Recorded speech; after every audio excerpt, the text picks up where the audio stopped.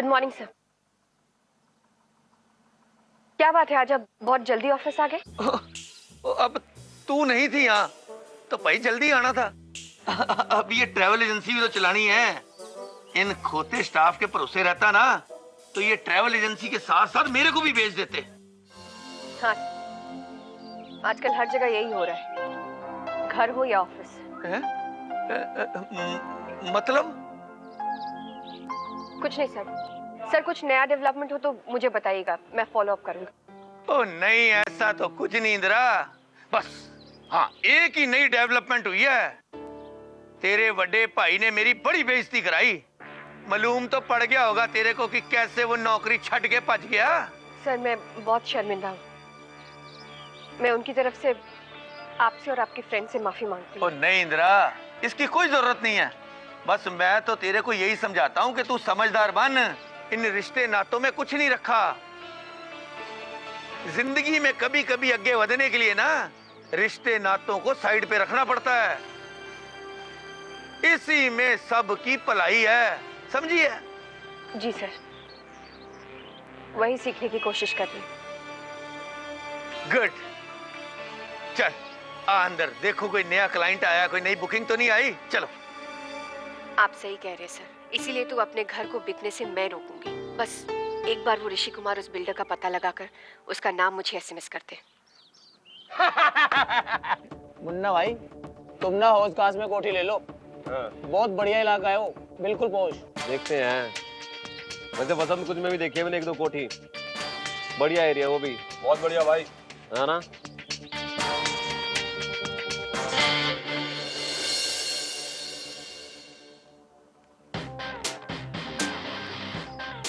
देख कौन आ गया।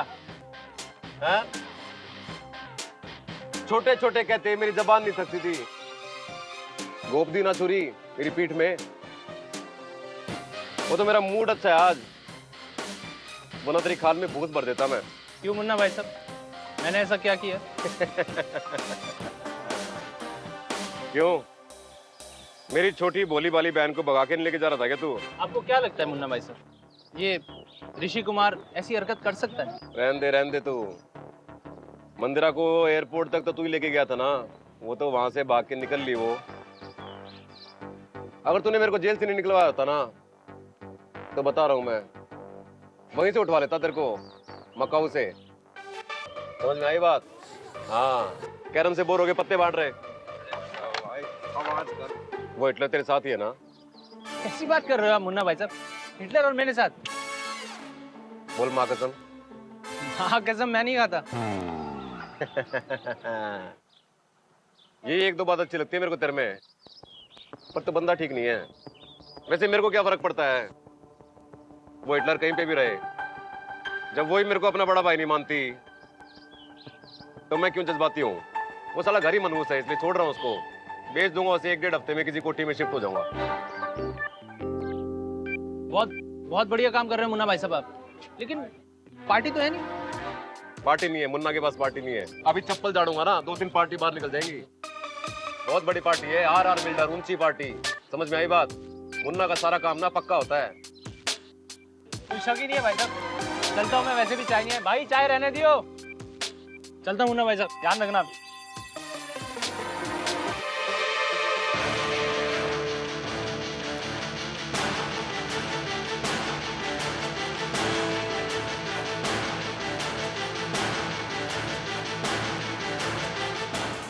विदित भैया 1 महीने से गायब है, वो ना ऑफिस में ना घर पे। उनके दोस्त से बात हुई थी तो। हाँ तो क्या कहा राहुल ने? आप राहुल को कैसे जानते हैं?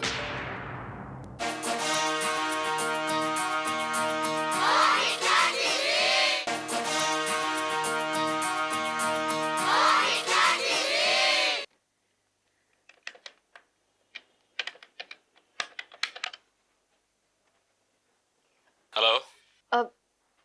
Hi, this is Indra Sharma. I'm calling from India. Can I speak to Vidit Sharma, please? I'm his sister. It's very urgent. Ms. Sharma, this is Michael Moore. Vidit works in my department, but he hasn't reported to work for over a month. And I'm sorry to inform you, but he's no more an employee of ours. We had to terminate his services. What?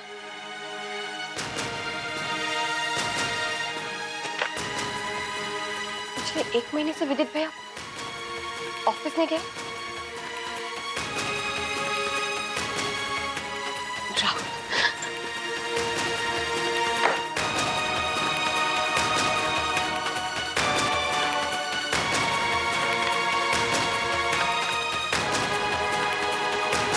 Hello.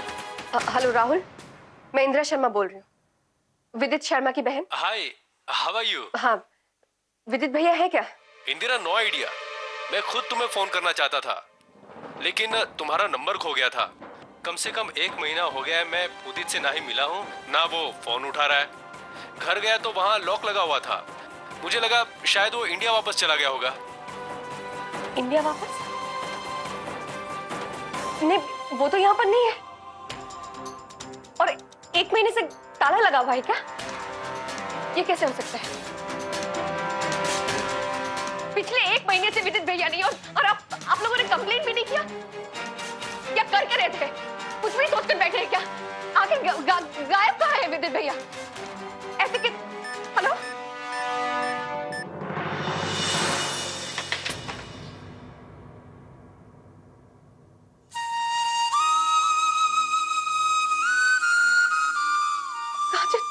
कहाँ जा सकते हैं? मकान मालकिन जी, संभालिए अपने आप को, बैठिए यहाँ बैठिए यहाँ पर आपसे।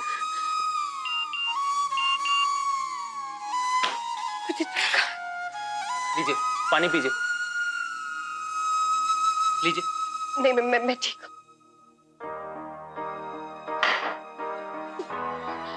क्या हुआ मकान मालकिन जी? वो विदित भैया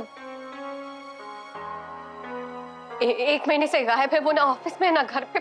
उनके दोस्त से बात हुई थी तो हाँ, तो क्या कहा राहुल ने? उसने कहा कि उसे भी कुछ नहीं पता। वो विदित भैया के घर में गया था, वहां ताला लगा हुआ था। वो भी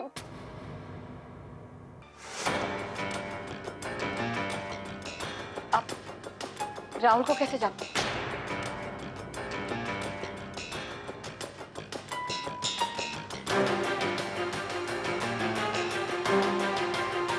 राहुल तो विदित भैया का दोस्त है।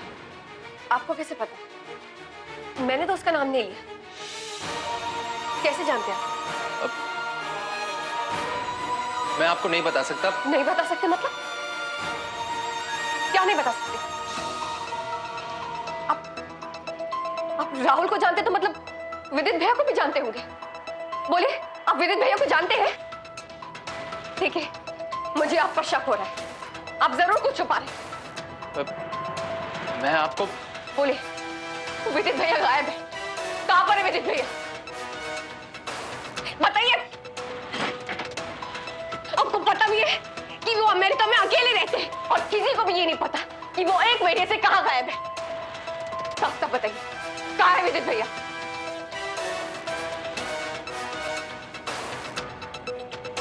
मालकिन जी, आप मेरे इतने करीब, थोड़ा अनकंफर्टेबल हो रहा है। ये मजाक नहीं है, समझे आप? साफ साफ बताइए कि विदित भैया कहां है। पहले छोड़िए तो सही, तभी तो बताऊंगा।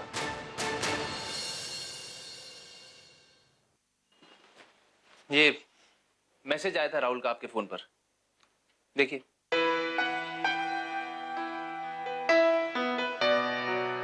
बेशर्म इंसान है आप। किसी के भी मोबाइल पर आप मैसेजेस पढ़ते हैं? हाँ, तो और क्या करता? अंदर आया तो देखा आप बेहोशी से गिरने वाली हैं, आपको संभाला, आपको गिरने नहीं दिया, चोट नहीं लगने दी,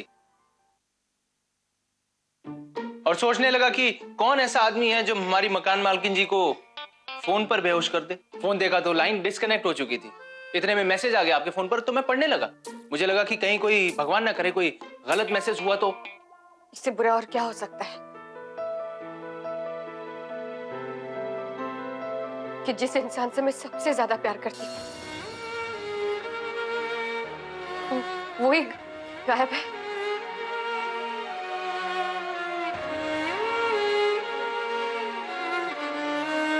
आप यहाँ क्यों आए? वो मैसेज भेजा था ना आपको मैंने। कौन सा मैसेज? वही आरआर बिल्डर्स वाला, आपने पढ़ा नहीं होगा। एनीवेज, आपके पिताश्री मिस्टर इंदर शर्मा निवास की डील कर रहे हैं आरआर बिल्डर्स के साथ। तो हमें सबसे पहले मकान मालकिन जी वकील से मिलना होगा। चलिए फौरन। उससे पहले मुझे बहुत जरूरी काम है। आपकी बाइक कहाँ है? बाइक तो यहीं खड़ी है, बताइए ना। आप मेरे साथ चल सकते हैं? हाँ, जाना किधर है बताइए। आप सिर्फ मेरे साथ चलिए बस। हाँ चलूंगा, लेकिन जाना कहाँ है ये तो बताइए।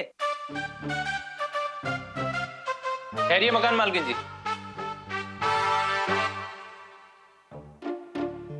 आपको मेरी मदद की जरूरत है,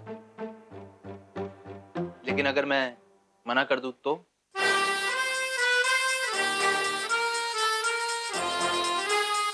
अरे मैं चल रहा हूं मकान मालकिन जी। यही रुकिए। यहाँ पर जाना है आपको? ये तो यूएस एम्बेसी है। मुझे यही जाना है, विदित भैया की मिसिंग रिपोर्ट लिखवाने के लिए।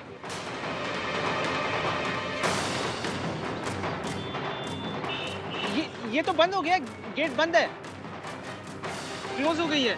कल सवेरे आएंगे, चलिए चलिए। नहीं, जब तक मैं विदित भैया की रिपोर्ट नहीं लिखवाऊंगी तब तक एम्बेसी को बंद नहीं होने दूंगी।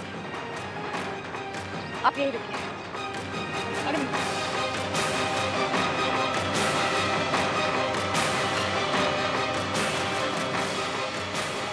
आप, हेलो, जल्दी से कोई जुगाड़ कर यार।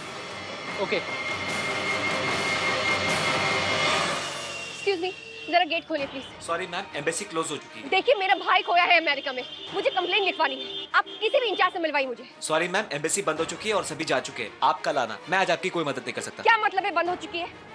देखिए ये किसी की जिंदगी का सवाल है, और अगर कल को कुछ हो गया उसे तो आप उसकी जिम्मेदारी लेंगे? मैम मैंने आपसे कहा ना, आप घर जाइए, कल आइएगा। मैं आज आपकी कोई मदद नहीं कर सकता। विदित भैया,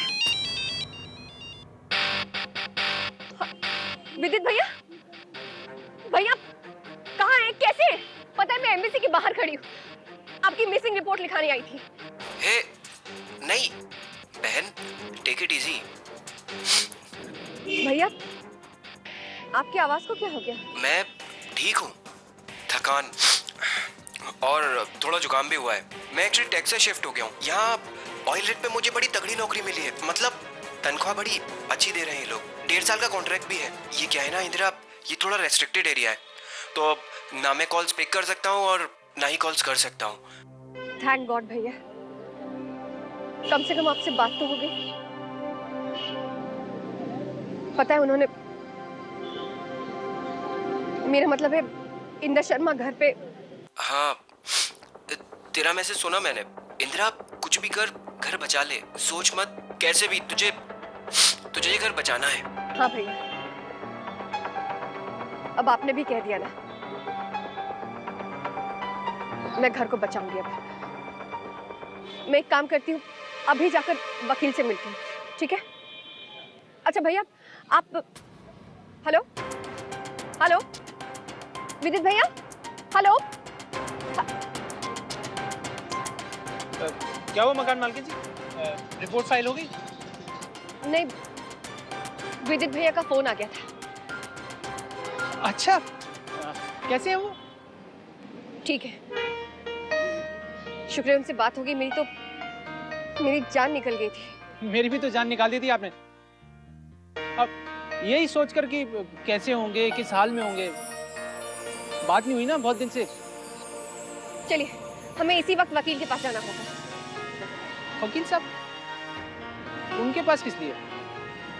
विदित भैया ने कहा है कि कैसे भी करके घर को बचाना होगा। चलिए। अच्छा जी, भैया ने कहा तो फौरन मान गई, और मैंने आपके पति ने कहा तो सॉरी मकान मालकिन जी, जैसे आप कहिए।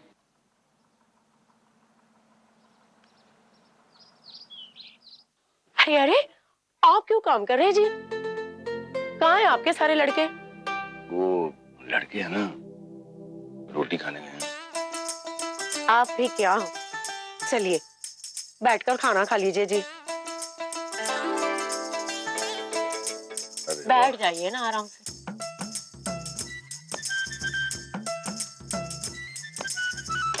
सुनिए जी, आज है ना, बहुत सालों के बाद मैं आपके लिए इस तरह से खाना लेकर आ रही हूँ जी।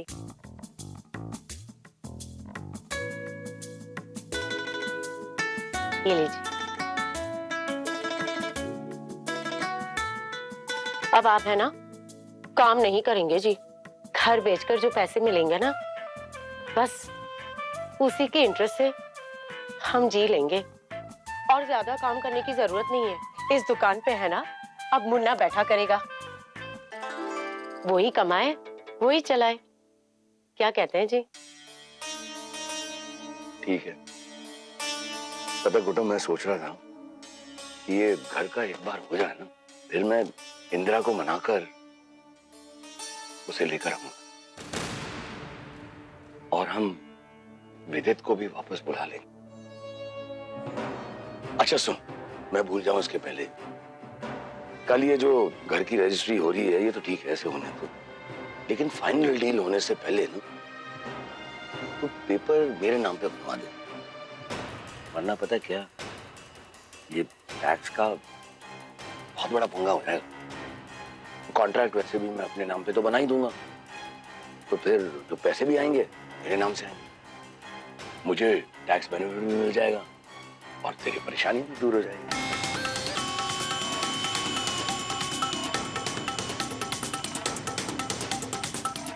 बिल्कुल ठीक है जी।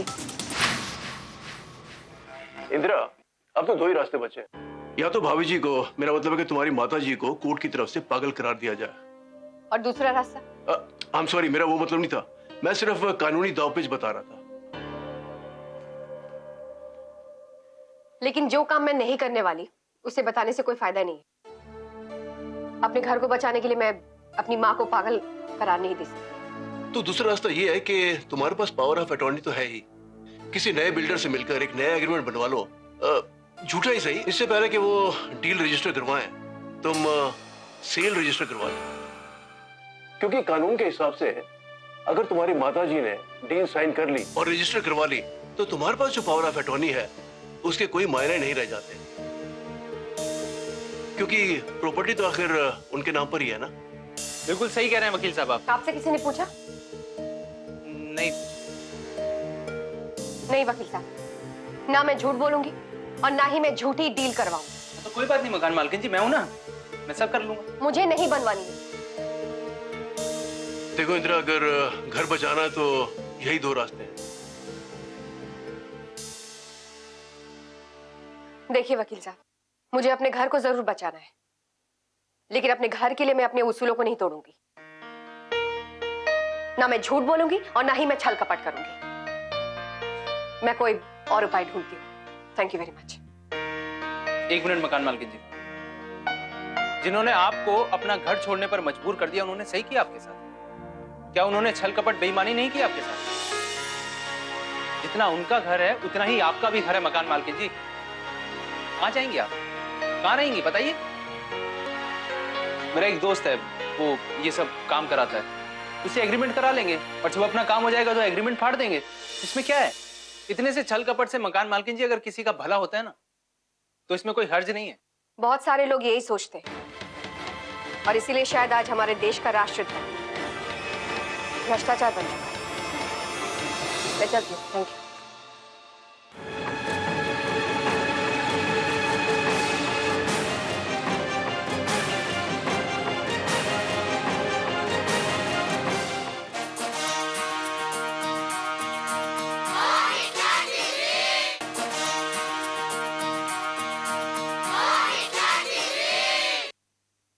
अरे भगवान, जल्दी चलो जल्दी चलो, जल्दी जाएंगे तो जल्दी वापस आएंगे, मुझे शर्मा निवास भी आना। अब तो चल रहा है ना, तुमको सिर्फ कुटुंब का चिंता है, हमारा तो कोई चिंता नहीं। अरे नहीं नहीं भगवान, ऐसा नहीं है, वो क्या है ना कि कोई हमें साथ में ना देख ले, बस इसलिए, समझ रही ना आप? ए सुनो, आज तुम शर्मा निवास मत जाओ।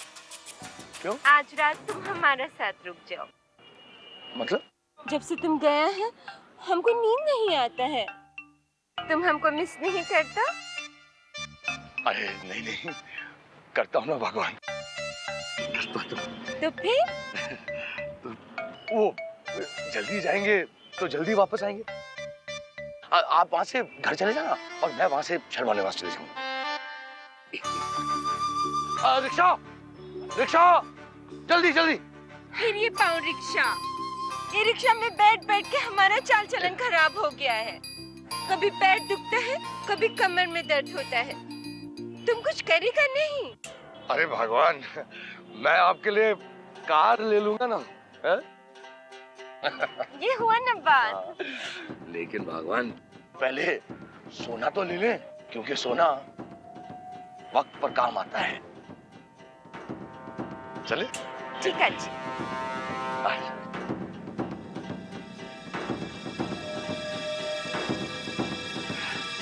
चल।